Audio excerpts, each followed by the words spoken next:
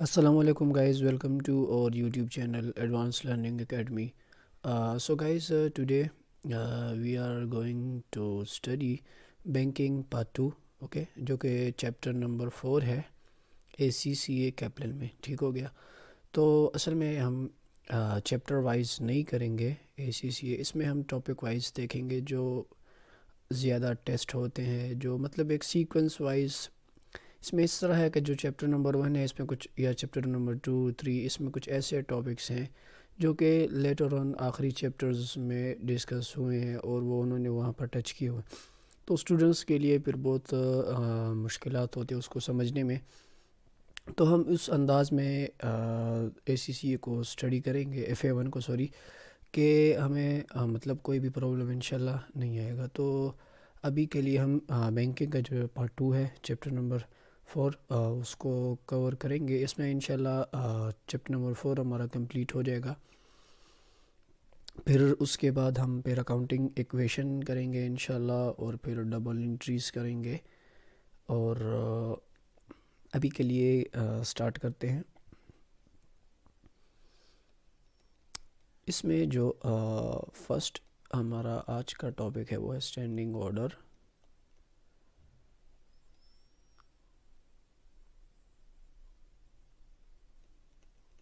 اور direct debit.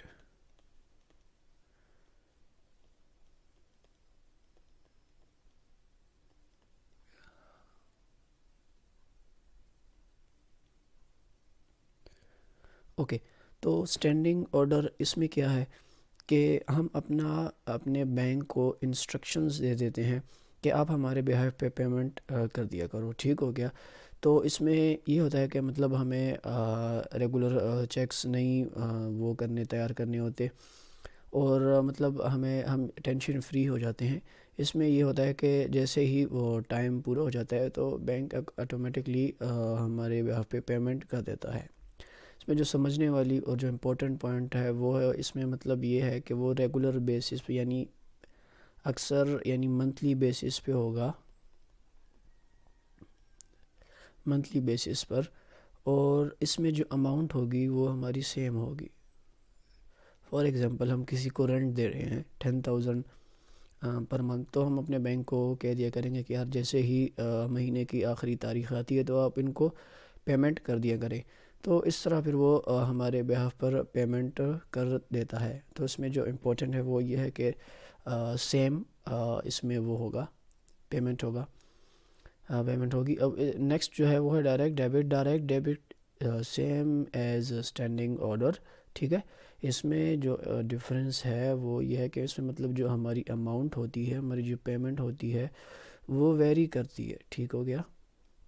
وہ کیا کرتی ہے؟ وہ ویری کرتی ہے. لائک جس طرح ہمارا جو الیکٹریسٹی کا بل ہوتا ہے، اب الیکٹریسٹی کا بل تو ہمارا ہر مہینے سیم تو نہیں نہ ہوتا. اور فار ایگزامپل ہمارا جو گیس کا بل ہے، ٹھیک ہو گیا، تو اس طرح کی پیمنٹس پھر اس کو ہم ڈائریکٹ ڈیبٹ کہتے ہیں، اور یہ بھی بینک ہی ہمارے بیہاف پر پیمنٹ کرتا ہے. ٹھیک ہو گیا. Okay, so next is credit transfer.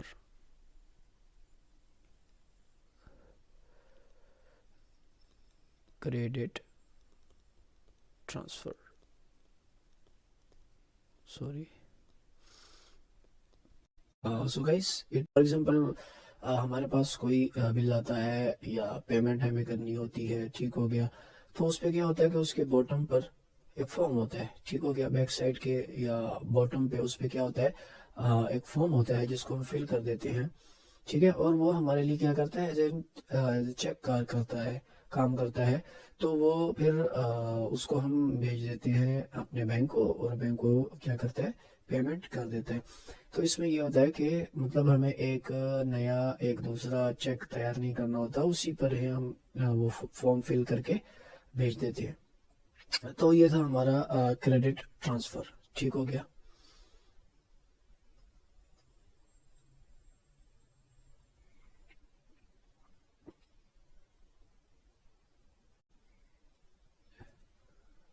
So next جو اس میں وہ ہے بینکرز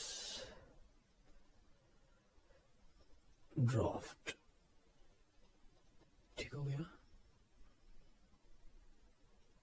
بینکرز ڈرافٹ اس میں کیا ہوتا ہے کہ ہم ڈرافٹ بناتے ہیں. ٹھیک ہو گیا. اپنے ہماری جو منی ہے اس کو ہم ڈپازٹ کرتے ہیں. ٹھیک ہو گیا. جو ہم نے جتنا اماؤنٹ ڈپازٹ کرنا ہوتا ہے تو وہ ہم کیا کرتے ہیں اتنا کا اس کا ڈرافٹ بنواتے ہیں. تو اس میں کیا ہوتا ہے جو ہماری جو پیمنٹ ہوگی ہمارے جو پیسے ہوں گے وہ بینک کے اکاؤنٹ میں ڈپازٹ ہوں گے. جو اس میں امپورٹنٹ پوائنٹ ہے بینکس اکاؤنٹ میں. آلرائٹ. یعنی ہمارے جو پرسنل اکاؤنٹ ہوگا اس میں ڈپازٹ نہیں ہوں گے. اس میں کیا ہوگا ہم مطلب اگر فار ایگزامپل کسی کو پیمنٹ کریں گے امپلائی کو اگر لیٹ سپوز وہ کریں گے تو ہم جائیں گے بینک. اس کا جتنا اماؤنٹ ہوگا $10,000 یا جتنا بھی ہوگا تو ہماری جو اتنی پیمنٹ ہوگی تو اس کا اتنا ڈرافٹ بنوائیں گے.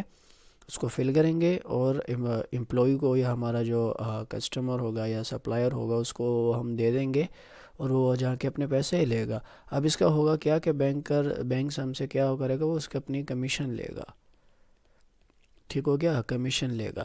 اس میں جو ایک اور پوائنٹ اگر آپ کا بینک کے ساتھ ریلیشن اچھا ہے تو وہ مطلب آپ کو فری سروس بھی یہ دے سکتا ہے. اگر آپ کا فار ایگزامپل بینک کا جو مینیجر ہے اس کے ساتھ اچھے تعلقات ہوں گے تو یہ سروس آپ کو فری بھی دی جا سکتی ہے. ٹھیک ہو گیا. اب نیکسٹ جو اس میں امپورٹنٹ جو آپ کو جس میں کنفیوز نہیں ہونا ہے بینکرز ڈرافٹ اور بینکس اوور ڈرافٹ میں. ٹھیک ہو گیا. اوور ڈرافٹ میں یہ ہوتا ہے اگر فار ایگزامپل ہمارے اکاؤنٹ میں یہ الگ سے ٹاپک ہیں لیکن ملتا جلتا ہے تو اس وجہ سے میں نے کہا سوچا آپ اس میں کنفیوز نہ ہو جائیں. بینکرز اوور ڈرافٹ میں یہ ہوتا ہے کہ مطلب اگر فار ایگزامپل میرے اکاؤنٹ میں 1,00,000 روپے ہیں اور مجھے فوری طور پر 1,10,000 چاہیے تو بینک مجھے کیا کرے گا 1,10,000 دے دے گا. تو اب اس میں یہ ہوگا کہ وہ آپ کی ہسٹری چیک کرے گا کہ آیا وہ آپ کو پتہ ہے کہ بینک جو ہے وہ کیا کہتے ہیں لاس نہیں کرتا. زیرو لاس والا ادارہ ہے تو وہ اپنا لاس تو وہ کرتا نہیں ہے. اب وہ دیکھے گا کہ یار یہ بندہ واپس کر سکتا ہے یا نہیں تو اپنی ویریفیکیشن کرنے کے بعد پھر وہ آپ کو کیا کرے گا پیسے دے دے گا. ٹھیک ہو گیا. تو بینک اصل میں یہ اوور ڈرافٹ ایک الگ سا وہ ہے لیکن میں نے سوچا آپ کو اس میں اگر کنفیوژن نہ ہو اس لیے تھوڑا ایکسپلین کر دیا میں نے. Okay. Next is designated sanctuaries. Designated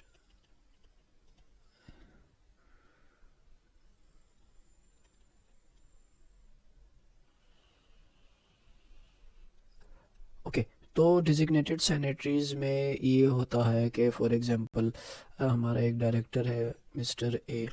اس کو ہم نے اتھارٹی دی ہے کہ $5,000 تک جتنے بھی چیک ہوں گے بس وہ آپ سائن کر دیا کرو. ٹھیک ہو گیا. اب ہم نے اس کی کچھ لیمیٹیشنز رکھنی ہوتی ہیں. ٹھیک ہے.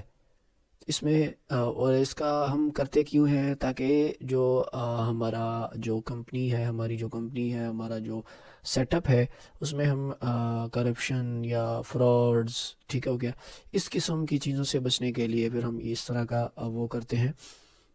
اب اگر فار ایگزامپل اس کو ہم نے کہا کہ $5,000 سے اگر انکریز کرے یا فار ایگزامپل لیٹس اباؤٹ $10,000 تو آپ کیا کرو گے ڈائریکٹر بی سے بھی سائن لو گے. آپ نے تو سائن کر لیا ساتھ میں ڈائریکٹر بی کو بھی سائن آپ کو لینا ہوگا. ٹھیک ہو گیا.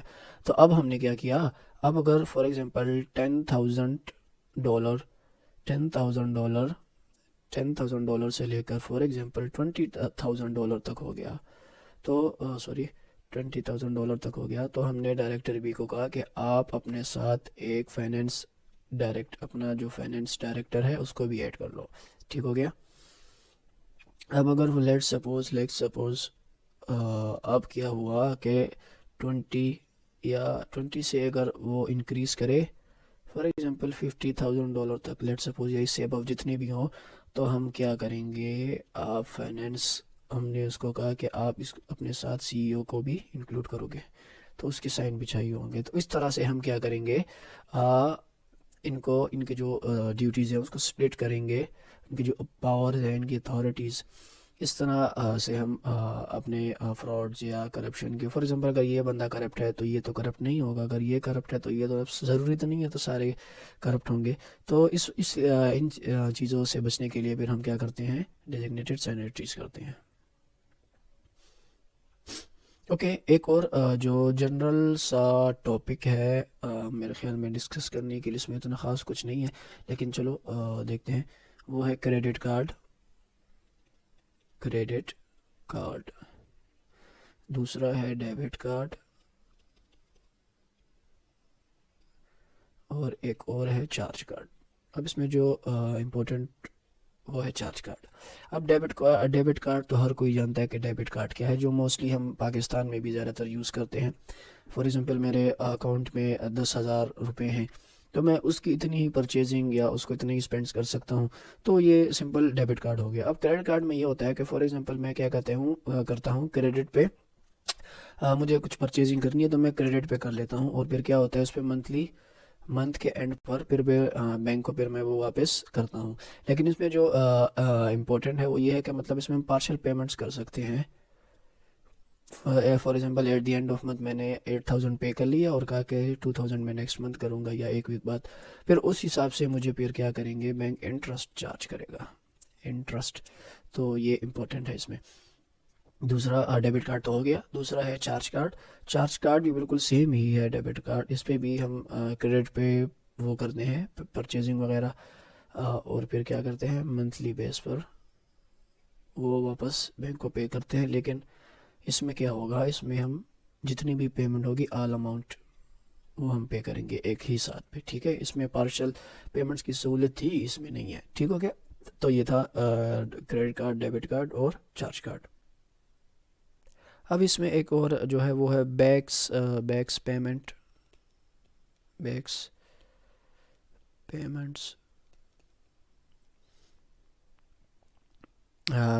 پیمنٹ اصل میں اس کو بینک آٹومیٹڈ کلیئرنگ سسٹم کو کہتے ہیں، بینک آٹومیٹڈ کلیئرنگ سسٹم، ٹھیک ہو گیا. یہ بالکل سیم ہی ہے، مطلب جو ہم نے بھی ڈسکس کیا ہے نا، ڈائریکٹ ڈیبٹ، اسٹینڈنگ آرڈر، تو یہ بیکس پیمنٹس ہی ہے، ٹھیک ہو گیا. جو ابھی ہم نے اوپر ڈسکس کی ہیں یہ بیکس، اسی کو ہم کیا کہتے ہیں، بیکس پیمنٹ کہتے ہیں، bank automated clearing system. Okay. اچھا، سو لاسٹ اس میں جو ہم میرے ذہن میں ایک پوائنٹ آیا ہے جس کو میں سمجھتا ہوں کہ ڈسکس کر لیتے ہیں، وہ سمپل سا ہے، وہ ہے پیئی اور ڈرار کے درمیان ڈفرینس. اس میں اکثر اسٹوڈنٹس کنفیوز ہوتے ہیں اور یہاں سے آپ کو ایم سی کیوز ٹیسٹ ہو سکتے ہیں. تو پیئی سمپل، جس کو ہم پے کریں گے یا جس کا نام چیک پر لکھا ہوگا تو اس کو ہم کیا کہیں گے، وہ ہمارا کیا ہوگا، وہ پے ہی ہو گیا، ٹھیک ہو گیا. جس کا ہم نے چیک پر نام لکھا ہے، جس کو ہم پیمنٹ کریں گے، وہ ہمارا کیا ہو گیا، پے ہی ہو گیا. Simple is that. And another one is drawer. اب جو پے کر رہا ہے تو وہ کیا ہو گیا، وہ ڈرار ہو گیا، اور جس کا چیک پر یا جو وصول کر رہا ہے پیمنٹ تو وہ ہمارا پے ہی ہو گیا. تو یہ تھا پے اور ڈرار کے درمیان ڈفرینس. تو that was all about the chapter number 4 banking, ٹھیک ہے. یہ آلموسٹ ہمارا کمپلیٹ ہو گیا. میرا نہیں خیال کہ اس میں کچھ رہتا ہوگا امپورٹنٹ جو ڈسکس کرنا ہو، لیکن پھر بھی اگر کوئی آپ کو پرابلم ہو یا ٹاپک رہ گیا ہو تو کمنٹ میں بتائیں. اور ساتھ میں یہ ہے، اب آپ کا ٹاسک یہ ہوگا کہ آپ جتنے بھی ہم نے اس میں کانسیپٹس پڑھے ہیں، آپ اس کو اچھی طرح سے سمجھ لینا ہے، کانسیپٹ کلیئر کرنا ہے، ٹھیک ہے. اور اس کے بعد آپ نے کیا کرنا ہے، کیپلن کی بک، کیونکہ ہم کیپلن کو لے کر جا رہے ہیں، تو کیپلن کی بک کھول کے اس کا جو بینکنگ چیپٹر نمبر 4 ہے وہ آپ نے ریڈ کر لینا ہے، لائن ٹو لائن، بالکل ورڈ بائی ورڈ، ٹھیک ہو گیا. اس میں کہیں سے بھی کویسچنز آ جاتے ہیں، یہ اے سی سی اے کی ایک خوبی ہے، خوبی کہہ لو آپ. اسٹوڈنٹ کے لیے تو خیر نہیں ہے، لیکن چلو یہ ہے کہ آپ کو ہر جگہ ہر ایریا کور کرنا ہوتا ہے، تو مطلب لائن ورڈ بائی ورڈ آپ کو ریڈ کرنا ہوگا، ہر لائن آپ کو اچھی طرح سمجھیں. جب آپ کا وہ کلیئر ہو جائے پھر آپ کو یہ کرنا ہوگا کہ کٹ، کیپلن کی کٹ. فی الحال ہم صرف کیپلن کی کٹ کر رہے ہیں. ٹھیک ہے، بی پی پی کی جو کٹ ہوگی وہ جب ہمارا کورس کمپلیٹ ہو جائے گا، جب ہم پریپریشن سٹارٹ کریں گے پیپر کے لیے، تو پھر اس کے بعد ہم بی پی پی کی کٹ بھی ساتھ دیکھیں گے. تو فی الحال جب چیپٹر کمپلیٹ ہو گیا تو اب آپ کا ٹاسک یہ ہے کہ آپ نے جب پہلے چیپٹر ریڈ کر لینا ہے. ٹھیک ہے، اس کے بعد کٹ کرنا ہے. اب کٹ میں اگر فار ایگزامپل کوئی ایسے ایم سی کیوز ہو جو آپ کے غلط ہو رہے ہوں، اگر فار اسپیسیفک آپ کا وہ غلط ہو گیا، for example payable and receivable میں آپ کا ایم سی کو غلط ہو گیا تو آپ دوبارہ سے جائیں، بک کو ریڈ کریں. اگر پھر بھی کلیئر نہیں ہے دوبارہ ویڈیو دیکھیں اور اس کے بعد پھر جائیں. ٹھیک ہے، تو امید ہے پھر دوبارہ انشاءاللہ آپ کو وہ مسئلہ نہیں ہوگا. تو یہ ہوتا ہے طریقہ اصل میں اسٹڈی کا. اور آپ کا جو اے سی سی اے ایگزام کا جو میتھڈ ہے، اسٹڈی میتھڈ، تو یہ تھا جو میں نے آپ کو ڈسکس ڈیپلی بتا دیا ہے کہ کس طرح آپ نے کرنا ہے.